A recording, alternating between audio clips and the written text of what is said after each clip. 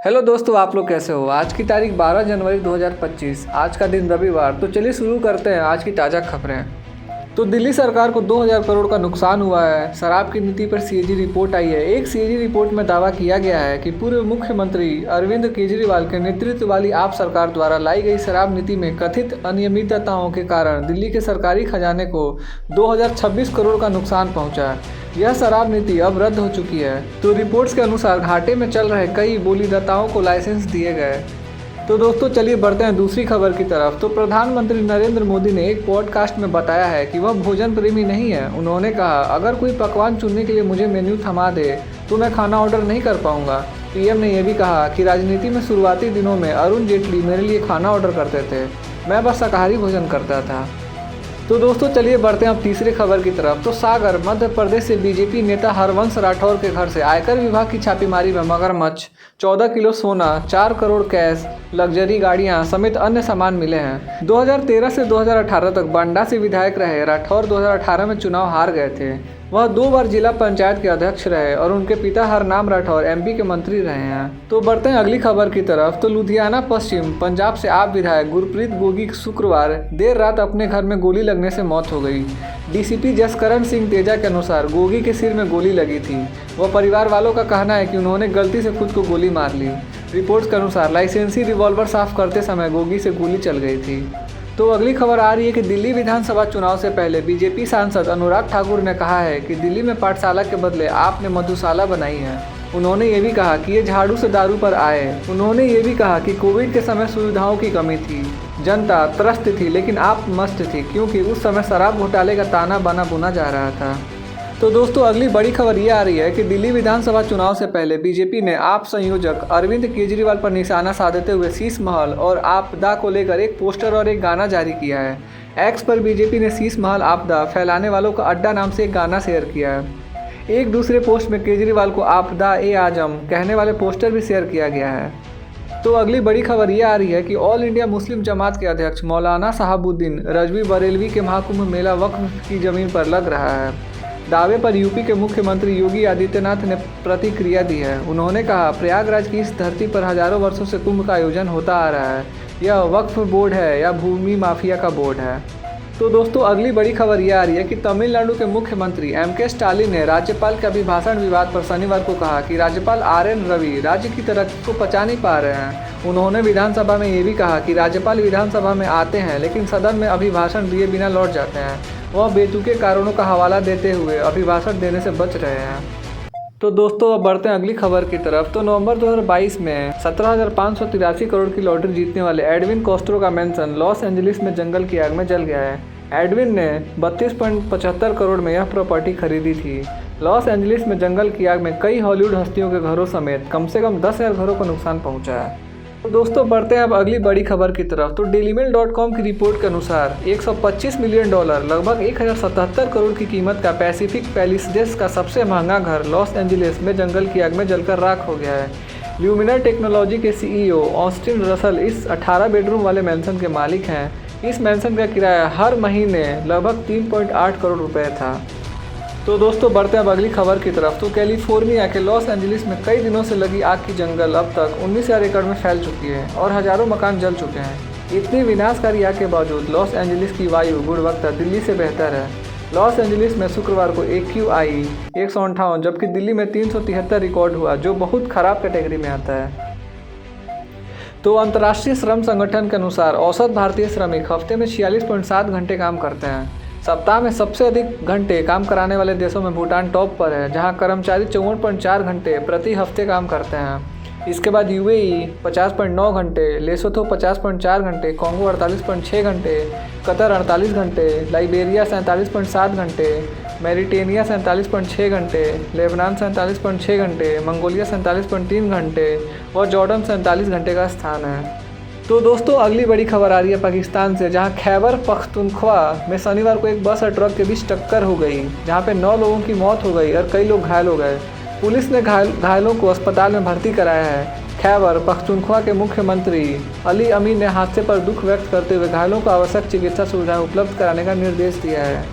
तो दोस्तों चलिए बढ़ते हैं अगले खबर की तरफ। तो chess.com के मुताबिक वर्ल्ड टेस्ट चैंपियन गुकेश जी ने 2024 में दुनिया भर के शतरंज खिलाड़ियों में सर्वाधिक पुरस्कार राशि जीती है। गुकेश ने 13.6 करोड़ रुपए की पुरस्कार राशि जीती, जो अमेरिकी राष्ट्रपति के सालाना वेतन भत्ता समेत 4.9 करोड़ रुपए के दोगुने से अधिक है। गौरतलब है कि भारत सरकार ने गुकेश को खेल रत्न अवार्ड से सम्मानित करने की घोषणा की है। तो दोस्तों चलिए बढ़ते हैं अगली खबर की तरफ। तो पंजाब किंग्स ने सोशल मीडिया पर युजवेंद्र चहल की नई तस्वीर पोस्ट की है। इस तस्वीर में चहल के हाथों में पंजाब टीम की जर्सी है, जिस पर उनका नाम लिखा है। चहल इस तस्वीर में काफ़ी खुश नजर आ रहे हैं। गौरतलब है कि इन दिनों चहल और धनश्री के अलग होने की रिपोर्ट्स तेज़ी से वायरल हो रही है।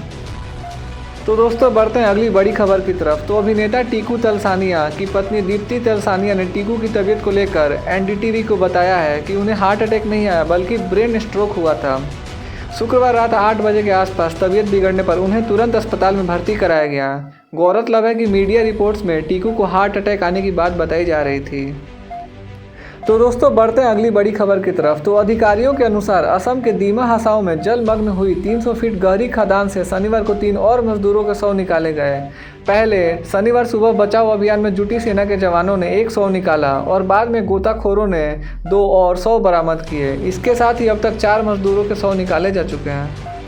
तो दोस्तों चलिए बढ़ते हैं अब अगली बड़ी खबर की तरफ। तो हिमाचल प्रदेश सरकार को हाई कोर्ट ने अनुमति बिना बद्दी के एसपी पद से आईपीएस अधिकारी इल्मा अफरोज का तबादला न करने को कहा है।